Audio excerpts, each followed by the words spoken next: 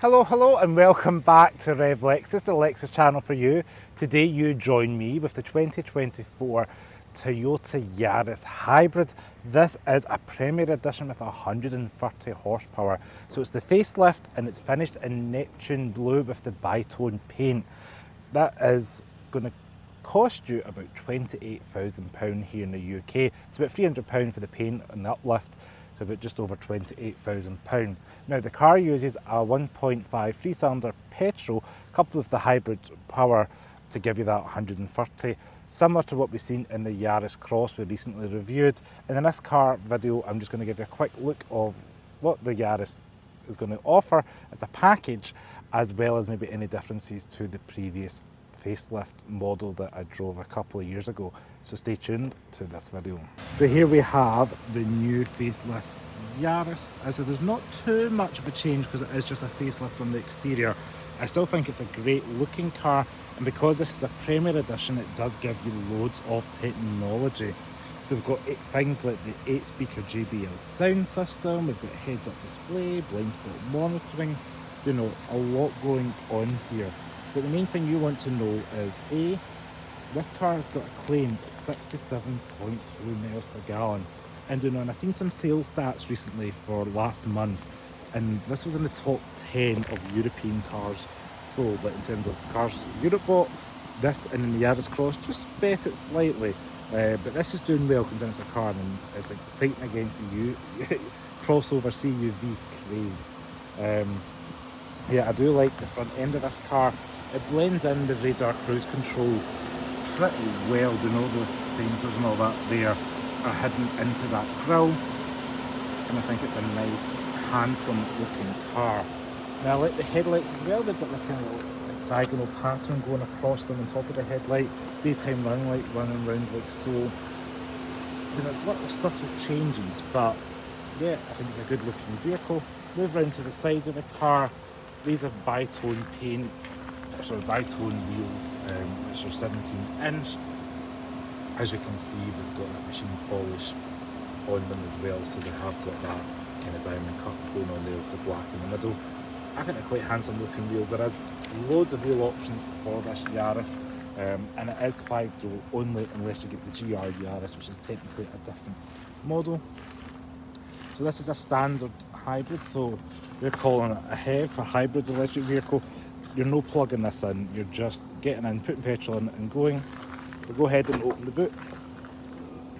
And as you can see, a fairly flat load floor, nice ride height, and then there's a little bit of storage underneath there as well.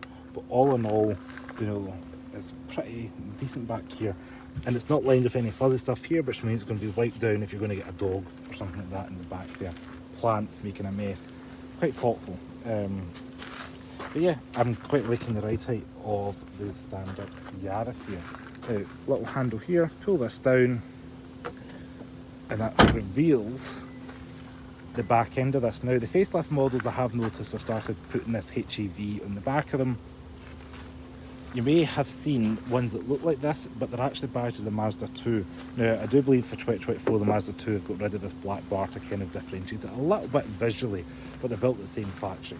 But I digress, we're getting on to where we are with this. No visible tailpipes or anything, and we do have these little vortex generators that Toyota and Lexus are known for to help with kind of noise from the wind, as well as, I guess, to help aerodynamics, because I'll move up here as well. You're going to see this in many of the Lexus and Toyota videos that I do, little vortex generators around here. Now, back of the car, not the most amount of legroom, but it is a small car. The Yaris is competing with things like your Skoda Fabia, etc. And it's fairly alright back here. We've got child seat anchors here, so you can just pull them out, slide your child seat in, no problem. This is hard to do with one hand, so bear with. There's no armrest or anything, or even climate vents, and we do have one mat pocket over on the passenger side. The door quality is alright, it's plasticky, but it's all wipeable, sticky fingers and all that for kids. It's going to be fine and easy to clean. It does what it says in the tin for being a Yaris, and I like this kind of crisscross pattern, giving it a little bit of design flair. And we do have this railer here. Let's bear in mind this is the top trim, So if you don't want any of this and you want a cheaper model, you can do so before people comment. And you might not want the bi-tone paint, or you might not want leather seats, for example. Now we go ahead and jump inside. Up front we do have a little bit of padding on the door cards, rubberized material. I do like the blue flash here on the door trim matching the exterior paint. There's your buttons for electric windows, electric mirrors, leave it neat so they also fold or you can manually override. Electric adjustment. So there's quite a lot of big car tech in this small car, which is nice to see. If you're curious, this is the key for the car, and it gives a silhouette of the Yaris hatchback, which is quite cool to see in fairness. Now, not too much else to show you here before we jump in, but we do have a little button here for lumbar support. You can push that and you can see that seat back move. Everything else is manually adjustable, and it says Yaris on the carpet floor there.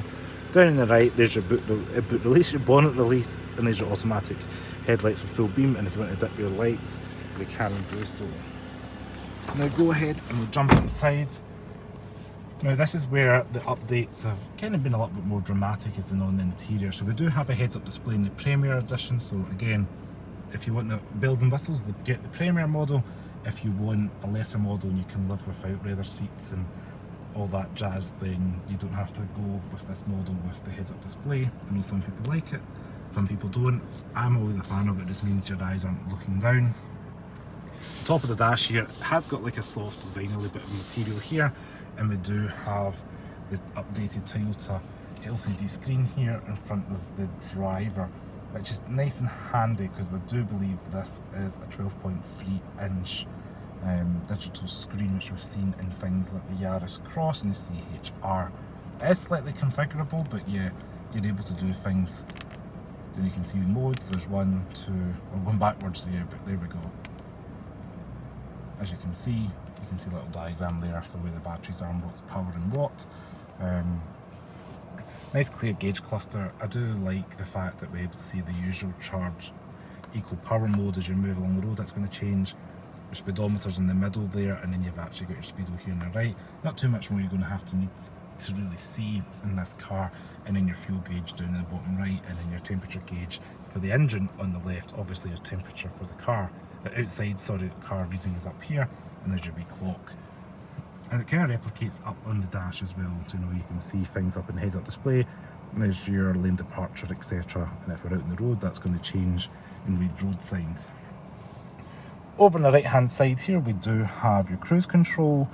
This car does have adaptive cruise control and lane departure, which is nice to see in a small car, because I know cars 6-figure plus that do not come with adaptive cruise control as standard. And then here on the left, we do have your voice control as well, your volume for your radio and that.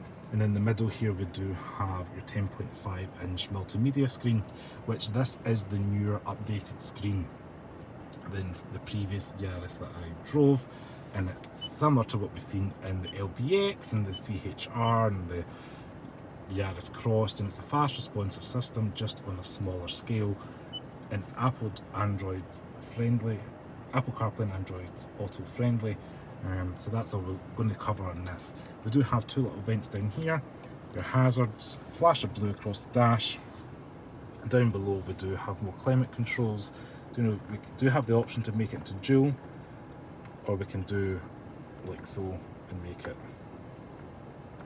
individual. So we do have dual zone climate control, which is nice to have, and physical buttons for like things like fan speed, aircon, etc.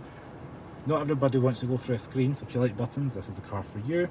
Do have a wireless charging pad down here and a 12-volt power outlet, as well as USB-C chargers here. Quite a standard shifter, all the way down for drive, B for like generative brake mode when you're out driving, and you can go up to reverse, and there's your backup camera. We do have drive modes here, which realistically you're probably just going to leave this in normal or eco mode, but you can cycle to power if you wish, and you get the wee graphic of the Yaris coming in on screen.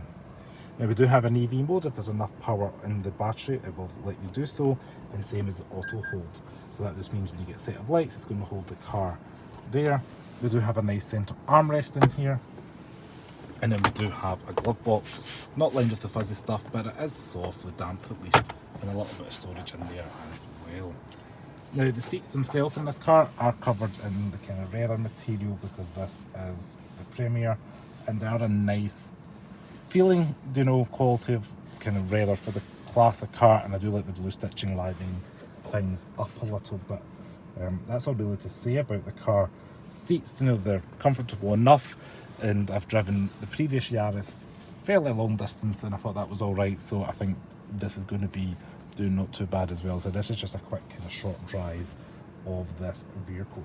So I'll flip the camera around, head's just about touching here, so it's going to be a compact car, and it's really ideal probably for small children or small adults, and maybe two, and having the middle one occasionally. As I said, it's probably not going to fit a 6 foot and a 6 foot for a long comfortable journey. But yeah, you've got a good view out the cabin at the front. Don't know if you are worried about maybe travel sickness and things like that. It's not too dark back here. You can do without the privacy glass, but we do have quite a good view just here. So we're driving the Yaris now.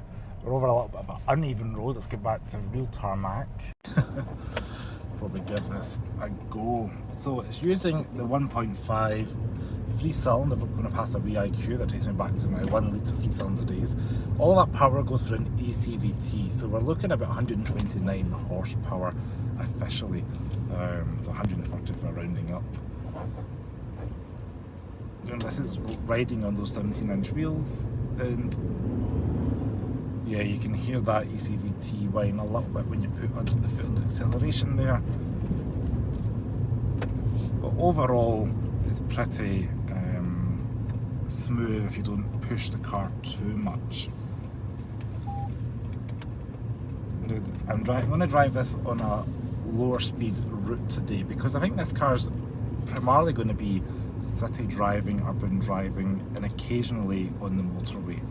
You know, it's like a B segment car, and I mentioned earlier in the video it competes with things like Skoda Fabia, Volkswagen Polo, things like that, Volkswagen Corsa to an extent as well.